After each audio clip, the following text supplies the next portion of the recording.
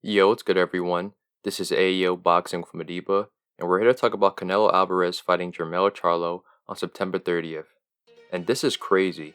This caught me by surprise, and I'm pretty sure everyone was caught by surprise, because everyone thought Canelo was fighting JERMALL. And that's what all the news reports have been saying for the last 2 weeks. And everyone thought JERMELL was fighting Tim Tszyu because Tim is his mandatory, and they should have fought by now. But this changes everything. And to be honest, I like this fight because this will be the first undisputed versus undisputed in the 4-belt era for the men's. JERMELL is undisputed champion at 154, and Canelo is the undisputed champion at 168. So JERMELL will be jumping up 2 weight classes for this fight. But this announcement leaves a lot of questions. The first question is, what happened to JERMALL? Like what I said before, everyone thought JERMALL was fighting Canelo, but he's not. And the reason why is JERMALL knew he wasn't going to be ready for the fight. He hasn't fought since 2021, which is 2 years, and has been dealing with personal issues as well. Expecting JERMALL to be in top shape by September to fight Canelo is a tall task. Knowing this, JERMELL stepped up and decided to take the fight. JERMELL has been more active than his brother and has stated on numerous occasions that he's willing to fight Canelo. The latest was after the John Ryder fight. But you also have to remember that JERMELL hasn't fought in a year and is coming off a hand injury. On top of that, he's coming up 2 weight classes. I respect JERMELL for doing this, and I still expect him to be in top shape for this fight. But I can easily see Charlo fans or Canelo haters using this as an excuse to discredit Canelo.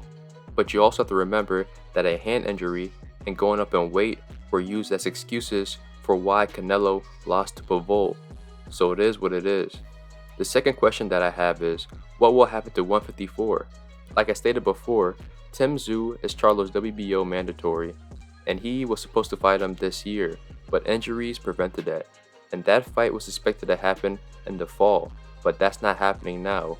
So this essentially leaves the 154 division in limbo, because if Charlo fights Canelo in September, Charlo will most likely fight again in 2024.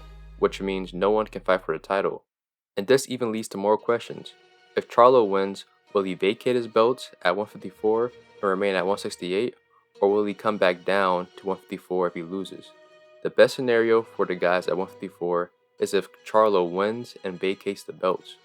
This will give guys like Tim Tszyu, Sebastian Fundora, Brian Mendoza, Erickson Lubin, Terrence Crawford, and Errol Spence opportunities to fight for a title. However, this robs Tim from getting his chance to fight JERMELL, and I feel for the guy because that's the fight he's been chasing for a long time. Tim Tszyu and his supporters now think that Charlo is ducking him, but we can talk about that in another video. The last question that I have is, if Canelo was willing to fight someone from a different weight class for his titles at 168, why didn't he give Bivol a chance? The reason why I bring this up is because Canelo's reasoning for not wanting to fight Bivol at 168 makes no sense now. Canelo basically said that fans wouldn't give him credit for beating Bivol at 168, saying that he weight drained Bivol. But if Canelo beats Charlo, I guarantee you fans are going to say that Charlo was too small and not a natural 168. Canelo won't receive full credit.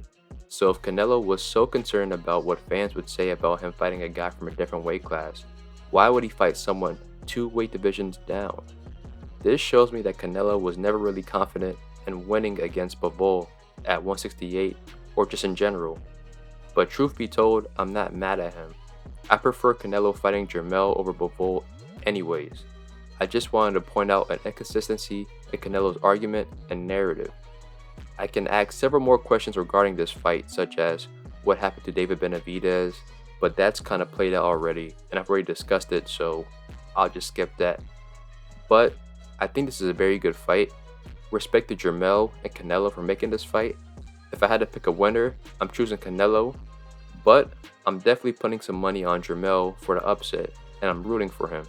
They need to put JERMALL as the co-main against Demetrius Andre, and that would be a banger fight. But who knows, this is boxing, anything can happen. But thank you for tuning in with AEO Boxing with Madiba. Hit like, subscribe, and more content's coming your way.